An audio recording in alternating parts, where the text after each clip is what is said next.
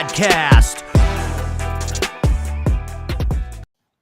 Welcome to the Real Estate Entrepreneurs Podcast. Today, I have my friend Carlos Gonzalez, all the way from Tampa, Florida, logging in, and he's gonna share a lot of ups and downs and his journey in the world of real estate. How you doing, Carlos?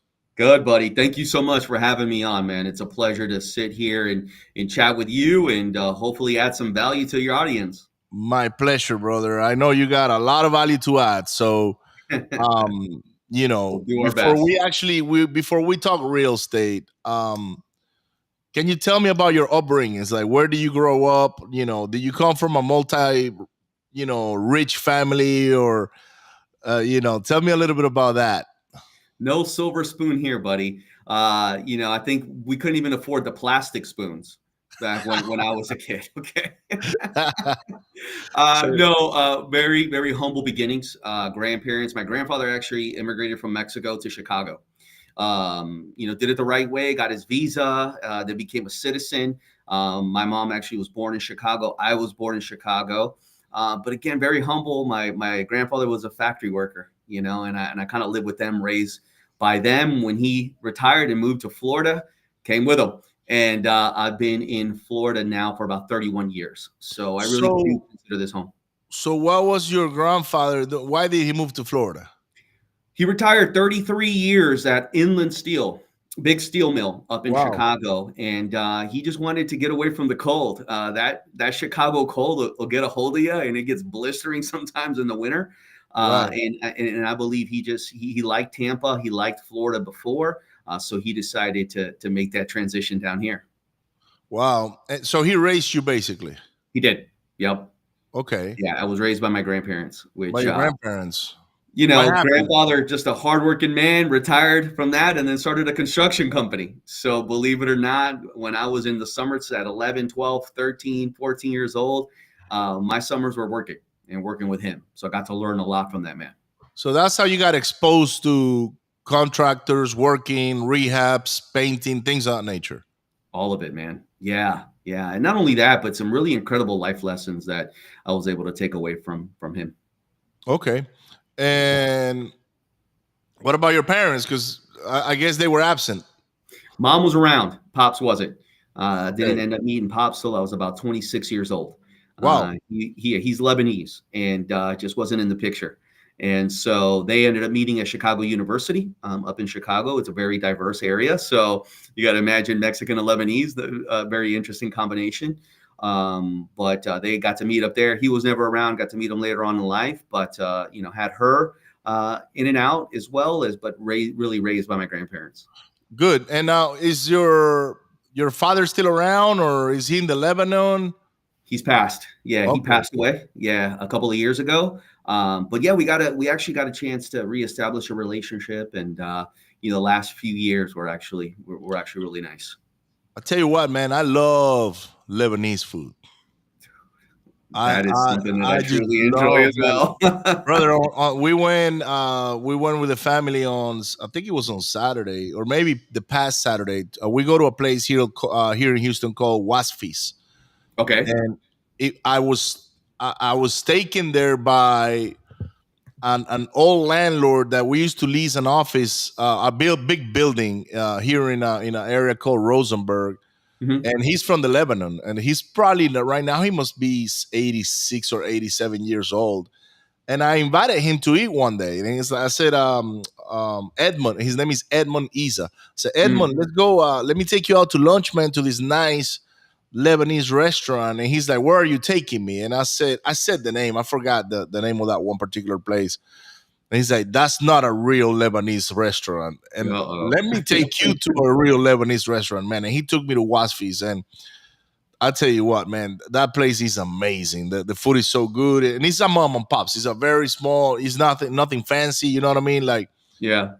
But if you like Lebanese food, that's the place to go here in Houston. Authentic stuff, huh? That's awesome. Yeah, I love it. So, and we have a lot of people from the Lebanon in Venezuela, where I'm originally from. I didn't know that. That's interesting.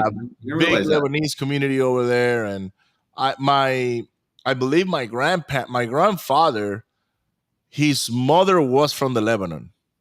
Oh, wow. Yeah, so my great grandma, I guess, Hmm. so she was from the Lebanon, and she spoke the language and even cooked all the food and all that stuff. That's really cool. Yeah. Yeah. So you started working with your grandpa.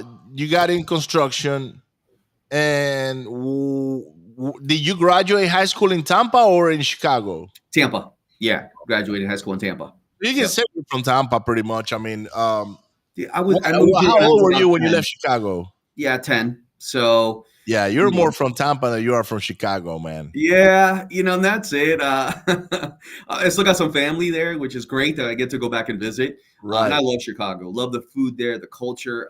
It's over the last few years become a place, especially where we're from, South Chicago, a little bit challenging with a lot of Okay. the stuff that's going on there. However, the city's beautiful. I've been able to take my wife and children there as well for them to experience it. So it's really cool. I went to boot camp in Waukegan, which is just north of Right Chicago, over there. and Yeah. Yeah. I got some stories about Chicago when I was going through boot camp, going to the clubs and all that stuff, And Well, we'll talk about those offline oh, then. absolutely. Um, so you graduated high school in Tampa, and what did you do next? So I was in a transition period at that point because I was getting ready to go into the military. I was Okay. signing up for the Marines, and I always wanted to be in the military police. And then my goal was then transition out and get into law enforcement. However, I was young and I couldn't sign for myself. And my mom said, "Look, I'll make a deal with you. Uh, if you go out and apply for some jobs."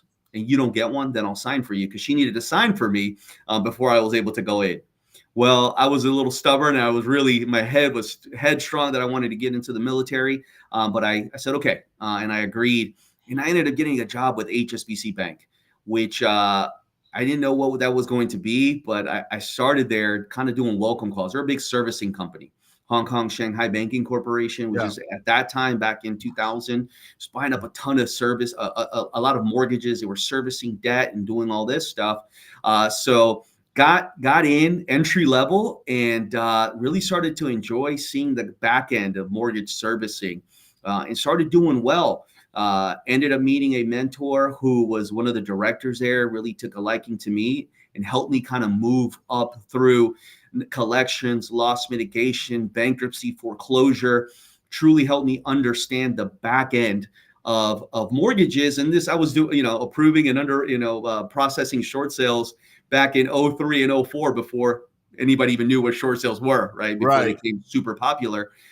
So that really gave me a lot of experience. Coming out of high school, my mentality shifted. I saw a different perspective, and kind of decided to put military at that time a little bit on a back seat. And then my banking career started to take off. Wow. So you never went to the military. I didn't. I did not. My life changed after that, because I realized so much opportunities in the financial field and in the mortgage industry. And so I guess that took you all the way to 2007, 2008. Yeah, so '05, me and a good friend of mine, we said, "Hey, why are we making the money, the bank all this money? Let's start our own mortgage company." And we did. And we saw some incredible success in '05, '06, and then '07 started coming around. And we're like, whoa, what's happening? And '08 obviously was a disaster. So it's disaster. Yeah. Kept our doors open as long as we could, but towards the beginning of '09, man, it was just so bad. I had lost all my properties. Things were just, the Let's market let's crashed. pause right there real quick. What so because I keep hearing from many investors, right, that were back then investing on having rentals and whatever, and they all have a common denominator, which is I lost all my properties, right? And Yep. why is it that you lost properties during a particular time? Were they underwater? Were you just banking on appreciation and not cash flow? What was the strategy you were using at the time? All of the above. Okay. Listen, we were leveraged, and in some cases, way over leveraged, because the value just fell 50%. But because of the over inventory, you couldn't even find people to rent your houses anymore. Right. So I had negative cash flowing assets that were just eating me alive, that were worth 50% of what they were, plus not to mention a lot of adjustable rate mortgages. So really started to Yes. shoot payments up. Well, what are you going to do when you've got a $5,000 mortgage and nobody can rent it, right? Or nobody, Right. can afford to rent it anymore. It's you got to give it back. Hey man, I just can't. I can't sustain these anymore. And it happened like that across the board. And me owning a business and in the mortgage business, that took a severe hit. Income stopped coming in as well. So it was just like a perfect storm of hey, we've got to walk away from certain assets, and then ultimately making the decision to shut the mortgage company down. Complete. How are you making money now? Once you shut it all down and you're out, because I know what it is to have more month at the end of your money. So you know what I mean. Like you're Yeah, shut down now. You don't have a business anymore, which is what you've been doing for almost 7 or 8 years now. yeah, Is selling mortgages or being around the financial industry, right? With related to banking and mortgages. And now you have some properties that you have to either uh, uh, let it foreclosed or do a deed in lieu of foreclosure, whatever. Um, what do you do to make money at the time? So we had been blessed before, but it kind of ran through a lot of the capital, kind of reinvesting in the business. So I had a little bit of money left, and I was just really blessed that I knew some investors that were flipping properties throughout the time that I was in the mortgage business, and I was actually doing a lot of the loans for their end clients that were buying their properties. So one of my buddies said, "Hey, listen, it stinks what's going on right now, but there's going to be opportunity to come. We're going to be able to buy properties cheap." This was towards the end of '09. And he's like, come intern with me. Let me show you how to wholesale, how I flip, how I do real estate investing. So because I had a little bit of capital, I was able to sustain myself. I took on this internship, and it was unpaid for the first like 3 or 4 months Right. while I was learning. However, I started learning wholesaling. And brother, I started from the bottom, putting out bandit signs around properties. I don't know if you remember Oh, I've wholesaling done it. back then was bandit signs and street marketing and doing all of that. So kind of got in from the ground level, and really saw a different perspective to real estate, starting it that way, and then especially starting in a time where everybody was recovering, the market was recovering. So Right. we were seeing just properties going for 15, 20, 30,000. I mean, just incredible pricing, but there was still opportunity. And that showed me that even in a down market, you can make money, because we started wholesaling to other investors and making money in 2010 Right. when everybody else wasn't, right? And there was still a lot of recovery happening. Yeah, I think recovery took all the way to 2012 is when things kind of like started turning around and the market started being healthier. Because Yeah. I started in 2008, so I bought my first property in 2008, Mm, and then I bought a bunch of them in between 2008 and 2012. Now I didn't have a mentor. I didn't know what the hell I was doing, so I paid the streets pretty much, right? And most of it was on the general contracting portion of it. When I was mm. going to do the rehabs, those are the guys that took my cookie away, I would say. But I bought them so discounted that even later on, a few years later, I was still doing okay. Yeah. And because that I understood that if I got it enough equity up front in time, it will make up for your losses. So, Yeah. and in 2012 is when I saw some sort of like regular buyers were being approved now for loans, and prices were coming up a little bit. So, um, now you started wholesaling, and Mhm. where do you grow from there? So started wholesaling. So almost all of 2010, I was wholesaling. And so started seeing what that was, wholesaling to other investors, investors that were in the market picking up rentals. And then at the end of 2010, I decided, okay, well, this is great. This is awesome wholesaling.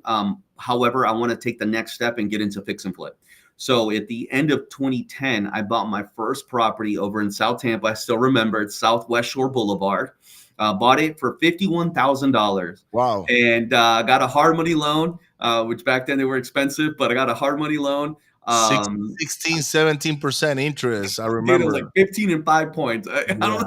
Yeah. It was crazy. However, it did show me the power of leveraging, right? Because I was able to get that. I got into the deal for like 30 or 35,000, bought it for 51, spent like 30,000 in renovations. So you got to figure all in about 80. And then I sold it for 135 into a regular VA buyer. Wow. So I was like, wow, dude, I just made like 42 grand. I was hooked. I was like, I'm not going to do anything else. This is awesome. I'm going to continue to do this. And so from then on, brother, that real estate bug for flipping really, really got a hold of me. So 2011, kept that going, had a few more flips that year. And then in 2012 is when I really started ramping up and really heavily buying. And I think in 2012, we did about 30, 35 flips. And then it was that's about 3 a month. That's pretty good. Yeah, 13, we did about 70 or 80. And then 14, 15, man, we were crushing it over 100 a year. Just multiple project managers, good processes. And then again, 2016, just confronted with some additional challenges that caused me to kind of take a step back as well. So, okay. Yep. And so let's talk about challenges, because most people that listen or watch this podcast, they think that we don't have any challenges. Like, okay, these guys are on the rise all the time, like, and now they're multimillionaires or whatever, and that's actually far from being the truth in most of us. Can we become multimillionaires? Of course, yeah. Like on paper, I think that's the first way you become a multimillionaire. It's on the equity on these properties that we acquire, but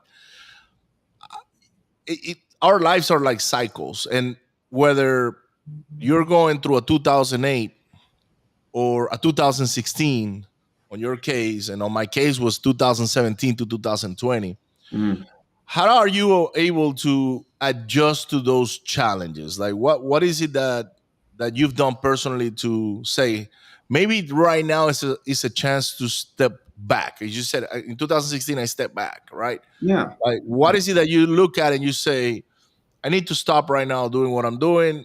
And maybe you're doing it at the top, when you're like completely at the top, and now you have a full-blown business running with a bunch of people and a bunch of moving parts. How do you make that assessment? You got to look at yourself. For me, it was self-evaluation. So at the end of 15, I just had my best year in real estate. Okay. Made the most money I think I've ever made in my life in 2015. However, my personal life was in shambles, brother. Okay. I was going through a divorce, and that was wrecking me. So my focus, my perspective on things that were happening within the business were not 100% dialed in. So what happened at that point? I started taking my eye off the business. Of course. And being distracted and really not fully paying attention to what was going on. So that just, again, opened up a whole other can of worms for me within the business, to where, a lot of projects going on at once, 20 plus renovations, you got to have that dialed in. Yeah. You've got to know exactly where everything's going. So because I kind of took my foot off the gas and got distracted with life situations, I had to just take a step back and say, okay, well, this is getting out of hand. I need to finish off what I've got and then really just take a break and reorganize and figure out what Carlos is going to do moving forward. And then in 2016, me and my wife ended up getting a divorce, like paper signed, wrote her a check, like we were done living separate. And so for me, Ricardo, that was like kind of my rock bottom. Prior to that, I had really chased money and let my pride and ego get the best of me.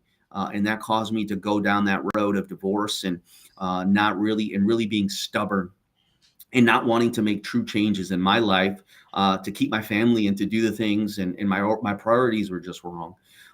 So it took that losing my family, business going, down because of taking my eye off the ball to really say, hey, man, what am I doing? And I had to dig in and start addressing issues and things in my life that I needed to fix. And, for me, it was getting to a point where I got on my knees and I was just praying to the Lord and saying, God, I need you. I'm done doing it Carlos's way. I'm done trying to go about it in my own strength. And so when I did that, brother, not only did I feel a tremendous peace after that, but then I started seeing God's amazing grace and restoration in my life. Wow. Um, and so that was what did it for me, man. I really had to reevaluate why I was doing things, reprioritize my life, and then start making changes after that. So That's I think we all have to make changes at one point in our lives, right? Dig inside and peel the layers also, and open up and share with other people our struggles, right? Especially when we're going through it. absolutely. Because if we don't, it's like being an alcoholic. You know, you can't recover if you don't actually, accept that you're an alcoholic. Like, so if you like, how are you gonna quit alcohol if you don't think you have a problem, right? And Well, so, that's the um, thing too. It's like sometimes when everything is great, are we willing to change? No, why? no, Why, it's man? too Everything's comfortable. going awesome. It's What? I'm the best, right? I've got everything no, dialed in. and you're comfortable. You're comfortable in Right. that way of life, right? Like you're clearing checks and you're doing projects and you're living a good life, is what you think, until you find yourself on the dark side, right? Like, which is like, how did I get here? So I actually I wrote a book. I just haven't.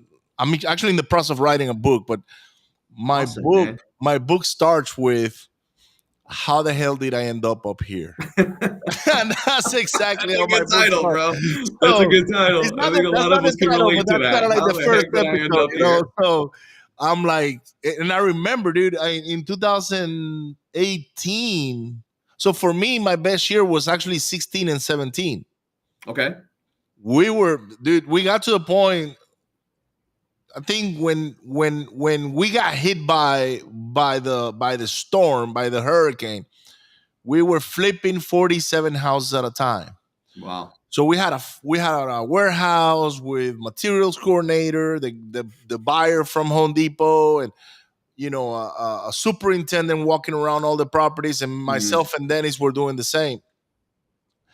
And then when the hurricane came in, we lost all of our workforce. That's what really killed our business, was losing our workforce.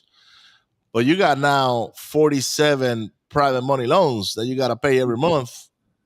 Do the math, right? And they're all anywhere from, I think the lowest one was like $900 all the way to $3,000 a month. So Mm. that's a little bit of money that we're dishing every month, right? It was 200 grand a month roughly on payments. And I don't care how much money you got in the bank account. It'll Eventually that go. money's gonna run out. so It only um carry us so far. so brother, we went from making literally $500,000 a month to not having $50 to put on a card to fill up a gas tank. Mm. Like, and you still got those responsibilities, like you gotta now deliver and all that, right? So Yeah. Yeah. but for me it was kind of like a slow death, and I didn't realize how deep I was in the hole until one day I said, holy shit, I have no money and Mm. I still got all these properties, and like, how do I finish them, right? So, and that's how I became a wholesaler, by the way, because I had to start wholesaling to kind of like dig myself out of the hole. Gotcha. Um, Now, in your case, once you did that self check, right, and you started going through that, how long did it take you to go through that process? It was about a year. It was about a year and a half of really just kind of going through it. And, that's the one thing that I had to, tell your audience, like when you start to see those things, and like for me, I just kept denying it for a while that I had to make these changes. And so for me, that denial led to severe consequences, right? And probably consequences I could have avoided if I would have listened a little bit sooner. So I know we all go through struggles, and sometimes we just don't even take our own advice, especially not the advice of others. And I just wish I would have opened up my ears and listened to some of the great people that I had around me. But I kind of dug my head in the sand, and I was like, "Oh man, it'll all pass. It'll get I'll better. figure it out. I'll get over feeling like my family lost me. The responsibilities that I'm dodging from the business and that'll all just go away. It'll just clean up itself." No, right? It didn't. So it took that after making that realization, and then starting to approach it differently when then I started seeing true improvement. When I had fixed myself, when my heart was right, then I was able to prioritize and say, okay, first thing is my relationship with God's got to be number one and dialed in. Now I want my family back. So what can I do to get my family back? And then after that, what am I going to do to fix this business and start doing those changes? So I'm telling you, as I started to grow in my faith and do those things, God really got a hold of my life. And brother, in 2018, me and my wife got remarried. She started to see changes in me that she always hoped that would happen, and God brought reconciliation to our marriage. First win. Then, as I started to go through and really revamp the business and reorganize and pivot and learn more about the construction and new development and things like that, I started to open up my scope of what I was doing in real estate and not just consider myself a flipper. Right. I started to build and got involved with some joint ventures on a larger development project, and really started to see that. Well, that opened up my eyes to other things that I could be doing in real estate. So from there, just started making different changes, armed with a new perspective on life, brother. And that's what has allowed me to now turn everything back around. Now 2025. So 6-7 years later, getting back to a position where, I'm not just doing this for Carlos anymore. I'm doing this for God, for my family, and then ultimately to help out my community and add value, and give back as much as I What can. about your wife? Did she have any changes throughout the whole year and a half too that you guys were apart? Brother, it's crazy. She was going through the same thing that I was. She was reevaluating her life, and she had the same come to Jesus time around the same time that I was doing it, where she relinquished control. She sought a mentor just like I did. Again, we were doing this independently. Didn't even realize what was going on until one day we started talking about it. And she's just asked me blatantly. She's just like, what's wrong? What's going on with you? Why are you different? And then we started talking. She said, wait a minute. Well, I'm doing the same thing. We started to realize that we both had our lives a little out of perspective and not correct how we should be. And because we were both pursuing this relationship that we never had with God, then that was a common denominator for us now to say, well, hey, maybe there's a chance, maybe there's an opportunity for reconciliation, and it happened for us. Good for both of you. Kind of strange how the universe works, right? They has to pull you apart to basically destroy you and reconstruct you. 100%. You just said that so perfect, man. That's exactly what it was. It just destroys you and then builds you back up, and then you guys were able to get back together, and now you guys are both doing amazing things, which we'll talk about that later. But Yep. So you guys got back, and then you started building houses and diving into other areas of real estate that you didn't do before, right? Like wholesaling and building are two different animals, right? Did you seek for mentors and things of that nature that could help you, like show you the ropes on how to build a property? Absolutely. Not only from the perspective of a mentor that was around for a while, my buddy David Williams, who really just came alongside of me in a lot of life stuff, but also he was a private money lender, and he started showing me the power of lending money. And then a couple of good developer friends of mine who said, hey, come along with us. Let's show you, what this really looks like from the ground up, from horizontal to vertical. What does it take in order to do the site work for a larger development? And so, just these relationships really helped to expand my knowledge in what it is in real estate and so many different opportunities that there are within the real estate universe. Good deal. Can you walk us through the main differences in between a fix and flip and a new construction? Fix and flip, you have to work with what you've got, okay? And whether it's good or bad, you've got to make it look good, right? But you've also got to fix the bones, because for me, one of the things I've always liked to do is make sure that I'm selling a property to a homeowner that's going to be done correctly, right? So I make sure the bones are good. However, that can come with its challenges, can come with its surprises. And unknowns, right? You start ripping out drywall and you see that your studs are all rotted out. And here in Florida, we deal with a Oh lot of yeah. termites. Man, this house is termitey and I got to rebuild it. Well, my budget just got blown by 30, 40 Right. grand. Compared to new construction, where I'm building something from scratch and I can foresee already, because I've got a great set of architectural plans, what I'm going to spend. Right. And so the new construction side of it for me has been something incredible that I really enjoy doing. Don't get me wrong, I love flipping and I still flip quite a bit now. We do have several flips going on, but the new construction is just a whole different, a whole different concept, and a different way of really making or plowing through a path that is a little bit easier to navigate and a little bit easier to manage. Now, profit wise, what's more profitable? Is it a fix and flip or a new construction? For the most part, new construction is, right? You've got to manage the timeline and expectations and the size and the scope of the development or what you're building. Because fix and flips, sometimes you can get in and out in 3 or 4 months. Right. So your turn is quick.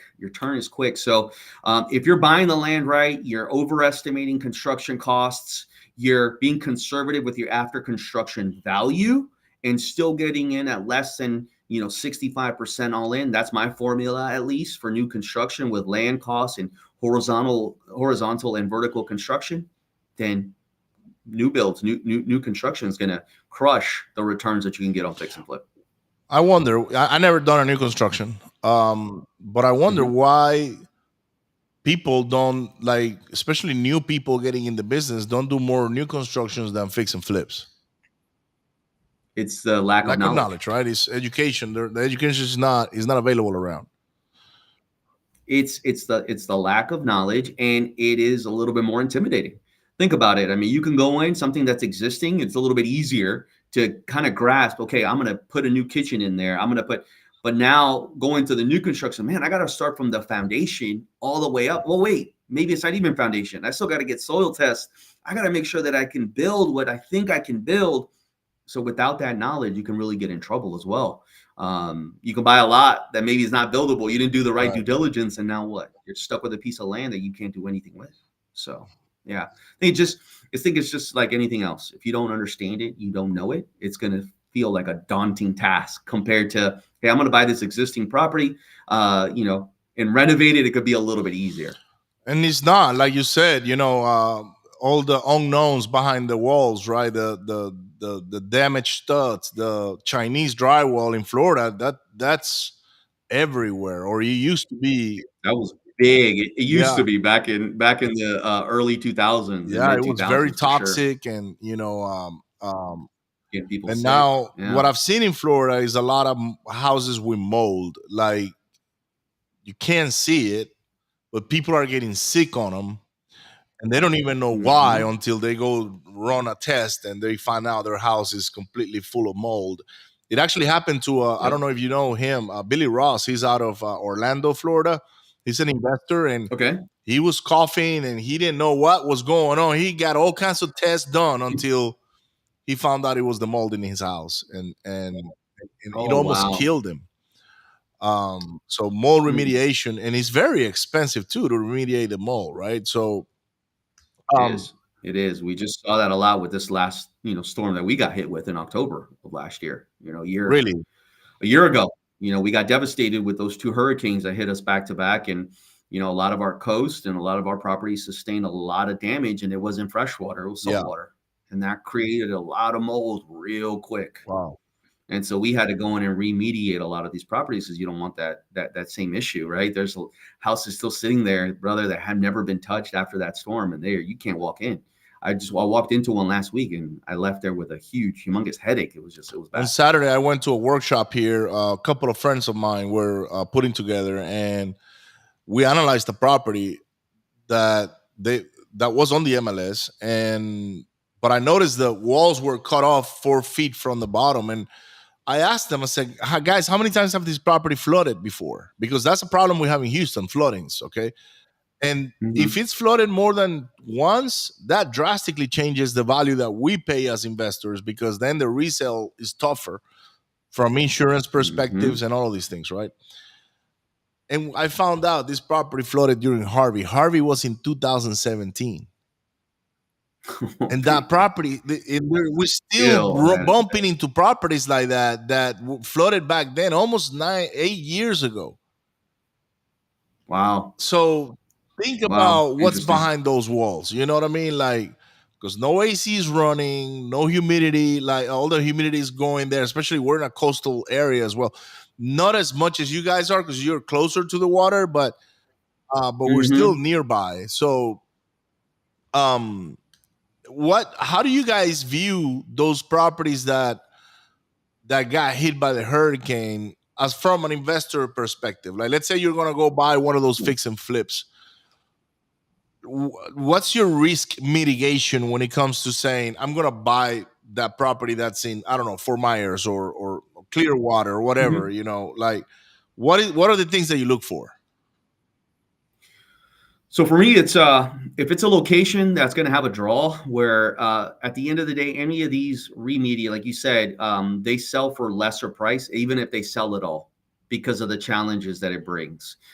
For somebody that in or people that in this area, like in Florida, they're more hesitant to purchase a storm damaged property than one that wasn't affected by the storm. Right? They're going to buy that all day and choose the one that wasn't.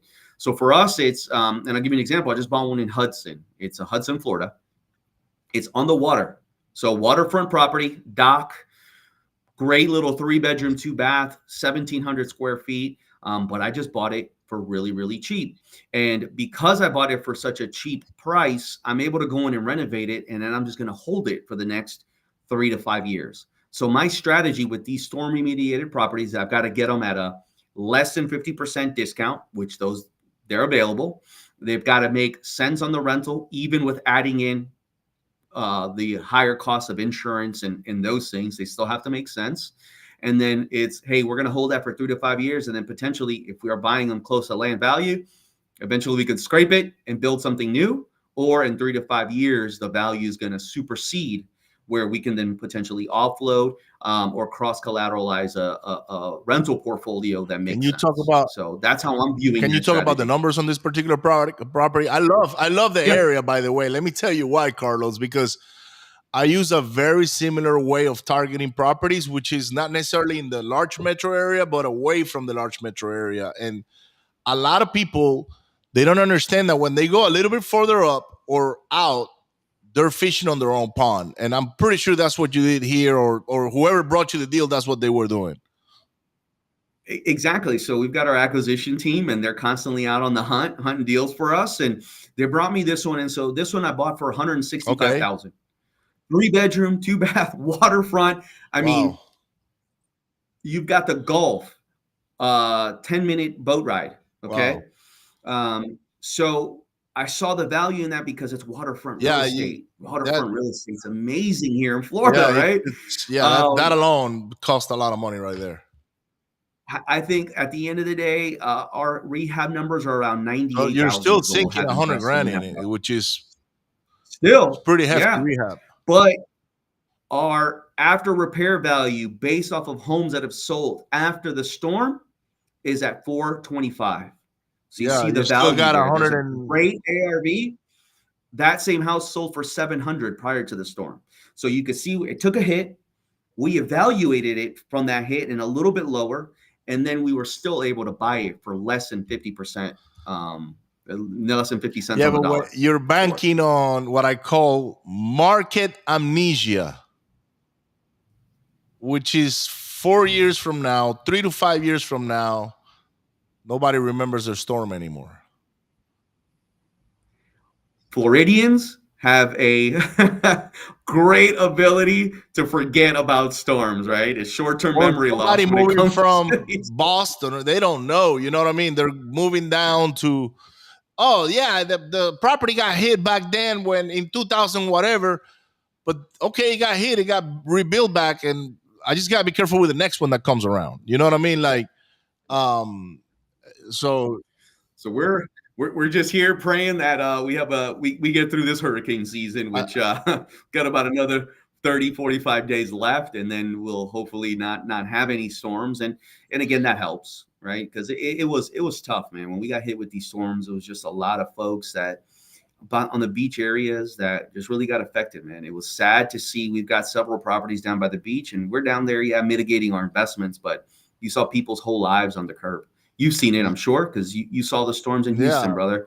It's heart wrenching to see the loss and devastation that a natural disaster can And the bring. prices are all over. I'm looking at one right now in Hudson. It's a lot. It's $184,000. So you got it for less than lot value, pretty much.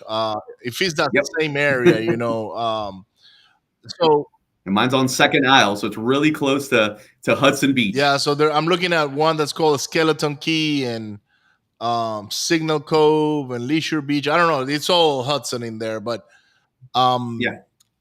and so that's so based on that strategy, you will buy rehab, put a renter in it.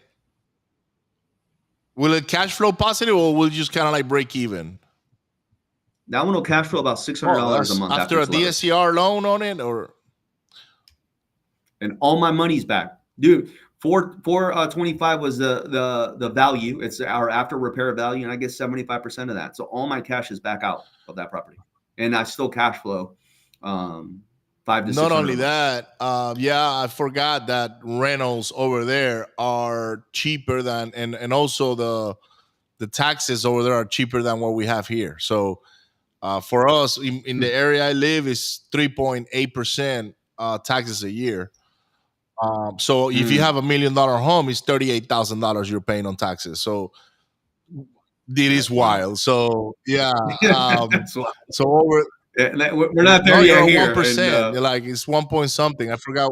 Hopefully soon we won't even have property taxes in Florida anymore. Man, so. You know what? I think that'll be amazing because that's gonna stimulate the economy. Like you have and the same thing is somebody's trying to pass the same bill in Texas as well. So hopefully it'll pass, because sometimes there are properties that I like, but with my experience now, the properties I wanted to flip didn't sell, and the properties I wanted to rent sold. So I gotta, when I rehab a property, it's gotta be for both things, like rental and flip, just because I just don't know what's gonna happen. And I tell you, that's our strategy with every acquisition, Ricardo. Multiple exits. If it doesn't have multiple exits right now in the market that we're in, we're not buying it, because I can go in with the intention of flipping.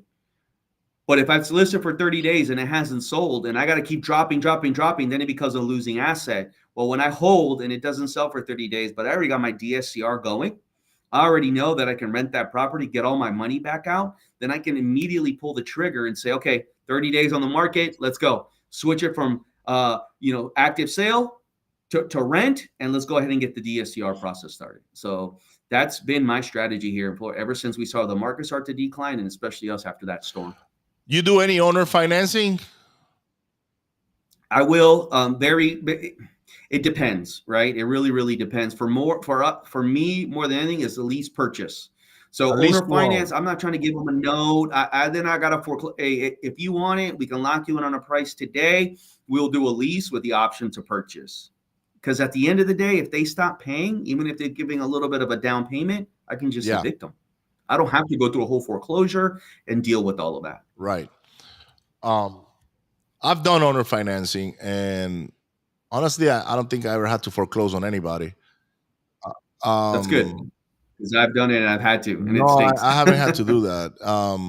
I think one time we had a guy that defaulted on a loan, and he was so embarrassed by it that he just signed all the paperwork back, and it was easy. Yeah, we didn't really, like, he was embarrassed by it, but there are properties that I would rather owner finance than rent. Maybe because they're far away from me, and you know what? Let somebody be the owner of that. Sure. And so now let's move forward now to what you're doing today. What are all the things that you as an investor you're doing today? So Fix and flip is still something Right. that we do, right? We just mentioned that. So we're acquiring with multiple exits, whether it's fix and flip or building a rental portfolio. I also, because of the line of work that I'm in and being a contractor, we do some construction work. We've got a construction business that supports us, but sometimes we'll go out and we'll add value to people within our community or other investors and do some construction work for them. So that's another stream of income. And then we have ALH Lending, which is our hard money lending platform. Where we can do straight hard money internally based off of a fund that we have. But we can also provide institutional loans for investors like fix and flip loans, DSCR, new construction, and those things. So we've got that avenue. And then I've got CG Real Estate Academy, which we do some fix and flip education. Okay, so what does somebody need to do to get let's say I want to get qualified for a hard money loan? Like, Okay. can you tell me about the different, programs that you have? If you have one for landlords or one for fix and flippers, or what does that look Yeah. like? So for fix and flip, let's start with fix and flip, right? So if you're a fix and flipper, you've at least done 2 successful fix and flips over the last 3 years, right? So you've got your feet wet, you've done 2, they've gone well. Now you're looking for better terms. Maybe you started off with straight private money, like we do. We offer straight private money for beginners, but it's expensive, right? But you've got that experience. Now you're stepping into your third. We can offer you 90% of the acquisition price, which is only 10% down, and then 100% of the construction covered in Okay. draws. So now you're getting into a fix and flip loan with very minimal out of pocket. What does that do to your cash on cash return? Shoots it up, right? Shoots it through the roof. And it mitigates your risk as well, because instead of putting so much cash into one deal, now maybe you can do 2 or 3 deals at the same time. So these fix and flip loans are amazing if you utilize them right. Some of them even come with deferred interest to the end. I mean, there's just a lot of cool things with these fix and flip loans that I benefit from myself as a flipper, because I leverage all my assets and acquisitions, but we're able to offer that out to other investors. And then at the same time, if they decide that fix and flip loan because they got in it right, they want to keep, then we can transfer right into a DSCR 30-year fixed loan. And we just got somebody approved at like a 6.3. So the rates They're aren't coming horrible. down. They're coming down. I 30-year heard the loan, Feds were going to lower they're coming down. I, For an investment loan at 75% cash out, that's fantastic. 6.3. And then you can leverage that and just keep it added to the portfolio. Hopefully it's a cash flowing asset, and then keep going. What are the rates on the hard money? And I want to talk about rates for a minute, right? Because I don't know how many times I heard, of course, new people coming into the business and they hear the interest rate is X. I'm not going to say what it is, but oh my God, that's so high. And you're like, yeah, but try going to a bank and getting that loan. It's just not going to happen, right? So what's the typical rate that you offer, and like points, origination, the cost of the loan, things of that nature? Sure. Yeah, typical for an experienced borrower is going to be around 9.5 to 10.5%, with a couple points. Okay, we don't go crazy with somebody that's got 10 and 2, experience. 10 and 2. I love those numbers. 10 and 2, yeah. right? If your credit's not that great, you don't have a lot of experience, and it jumps up to about 12 and 4. I mean, it gets pricier, but it can still be done if the asset is a good asset that you're buying. But for the most part, around 10 and 2. But what you've got to consider, and this is what I tell folks all the time, is the power of that leveraging aspect of it. Even though you're paying a little bit higher rate in some points, you got to look at you're only utilizing that loan for a short period of time. Fix and flip loan is only meant to be 4 to 6 months at the most, right? Before you're leveraging. So it's truly a bridge to get you from A to B, and then you can take it from B to C, right? So that is the cost of capital that you're paying on that is very limited. So if you plug that into an equation, and we've got a great calculator that we use to show the cash on cash. You have it on your website? I do. Yeah, it's on the website. Anybody can request it as well. They can log in to www.cgrealestateventures.com and request that calculator. But what it does is it allows you to see, hey, if I'm going to pay this rate and I'm doing it for 4 to 6 months, then we can look at in 6 months, what is that return going to be? What am I putting down, right? And because I'm getting my return's going to be better, even though I'm paying a higher cost on the interest, because it's a very minuscule factor when it comes to your total fix and flip transaction. So Now, on the rehab budget, or the construction budget, however you want to call it, do you guys start charging interest even if the money hasn't been sent over to the borrower yet, or do you do it as a total, or do you do it as the money starts getting drawn from you guys for the construction yeah, side? as soon as they close, the interest is drawn on the whole amount for fix and flip. Got it. Now, new construction is different. New construction, you're kind of setting a line there, a budget until you start to draw on it is when you pay on it. But for fix and flip, it is the total, the total amount. So again, another incentive to go ahead and draw on that money and get that rehab done as quick as possible, because you're going to start paying for it immediately. How many draws do you allow on as many as they want? You have a charge for that, but yeah, as many as they want. We always recommend to try to do it in 4 or 5 draws, but they can have unlimited draws. Okay, yeah, I forgot, man, but like I think we were doing 4 draws, and the moment some work was done, we'll send pictures, or they send a guide to walk the property or whatever. How do you guys do that? Do you send an inspector, or do you just rely on pictures? Couple different ways. So internally, we have sent an inspector for our own stuff that we do, that we fund in-house. For institutional, it's either inspections or there's apps. There's really cool apps now that geo-track where you're at. They know that you're at the location, and you're documenting, boom, boom, boom, boom, boom, for the things that you've requested. So, hey, bathroom tile is done. All right, I'm gonna take a picture of that time. It's stamped. They know where you're located, and that's the bathroom. Kitchen's done, boom, boom, boom. That gets uploaded, and within 48 hours, you've got your money. And you're doing hard money loans all over the nation, or what's your main priority? Like, is it Florida? How does that look like? Private with our own stuff is in-house. That's in-house is only Florida, because we're only able to do it in Florida. But institutionally, for these other fix and flip loans, we can go 48 states. Okay, perfect. And New York and Hawaii are the only 2 that we can't do. Yeah, try to get somebody out on a property in New York is almost impossible, right? So it's a challenge up there. So we just kind of stay away from that area. Makes no sense, man. And states. Yes, sir. And how about the DSCR loans? Same. 48 states. 48 states. Okay. Yeah. How quickly can you fund the loan? Let's say I just came in, filled out your application, gave you all my info, looked at my bank account. Oh, and another great question is, how many months of reserve should I have on my bank account when I'm applying for a loan with you? 6 months at least. I would say 6 months is a good. You want to make sure that if this project does run you 6 or 7 or 8 months, you've got the money in there to make the payment. Right. So 6 months at a minimum is what I would say. Okay. And then from there, I mean, you're really just other costs besides that, making sure that you've got enough in reserves for your taxes and insurance, utilities, and other things like that. Right. And then, so usually, how long does it take to underwrite me as the borrower, right? Like, let's say I'm going to you, hey, Carlos, I want a loan. I got a property under contract. I'm ready to go flip my first house. Like, what does that look like? 24 hours, 24, 48 at the max. We'll underwrite you and say, hey, you can get approved for this.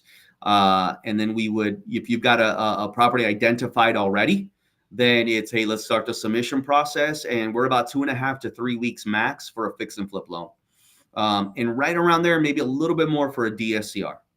So now for the DSCR, does the property have to be rented or not? No. Okay. It could be a day after it's done being constructed, and they'll go based off of market projections, and they'll allow you to do a DSCR. Now, will the rates change if you have it rented already, or as opposed if it's vacant? No, it won't. No. What matters is if you are in an area and the market analysis comes in at 2,000, but you can rent it for 2,800. Right. You want to rent it, right? Because you're going to show a higher market. More money, What it affects is your ratios, your DSCR ratios. If the market shows it lower, it can cause you to not qualify, for the DSCR. Then it's, I got to step back. Let me go put it for rent, show that we can get it for a higher amount, and then it makes sense. Now you have an event coming up in Tampa, Florida. Can you tell us a little bit about it? Oh man, yeah. So October 10th and 11th, we're going to do a leverage summit, and we are talking about just the power of leveraging. Not only what we're talking about now, which is capital, which is fantastic, but brother, leveraging relationships, leveraging your time. I mean, there's just so many different things that we can leverage. Either we're getting into real estate or to scale our real estate business. We've got some amazing fund creators coming up. They're going to be talking about raising capital, starting the fund, syndications. We're addressing commercial and residential real estate. We're going to be talking about, we've got some awesome panels for AI and technology that we're utilizing within the real estate space. So it's really an all-inclusive on the power of leveraging for real estate and what we do as investors and what you can do as well as either a new investor or a seasoned investor to just excel in this business, man. And I love it, man. I love real estate. I love what I do, and I love sharing with other individuals as well. I love it, man. I'm looking at your website. It's unlock the power of leveraging real estate. So Yeah, you couldn't describe it better. Like there's how power, to. man. There's power in leveraging, brother. Power. A lot of people don't understand that. Like using other people's money or using other people's resources, or just by going to this event. I throw my own events, right? So I Yeah. kind of like know what happens. But for You those do of a great you, job, man. I'm excited for your next one as I well. appreciate you, man. And I'm looking at this event, and you got so many people with different backgrounds. You have people that are doing property solutions, lending, title companies. um I don't know if this is a transaction coordinator or not, but um basically you guys have put together a whole realm of real estate for people to get multiple resources. Is that correct? Absolutely. That's it. From, an attorney, a tax strategist who's going to come in and tell you how to keep the money that you're making and how to fire the IRS. Right. So, I mean, Legally, right? that's it. We start making money in real estate, man. We don't want to, we've got to get creative, and there's amazing ways to do that. We've got a financial advisor who's going to come on board who loves real estate and is going to teach on the power of leveraging your stock portfolio to acquire and diversify into some real estate. So yeah, just a lot of cool things like that. Man, reisummit.com, that's the website, correct? Yeah, relsummit.com. Oh, REL. Yep, Okay.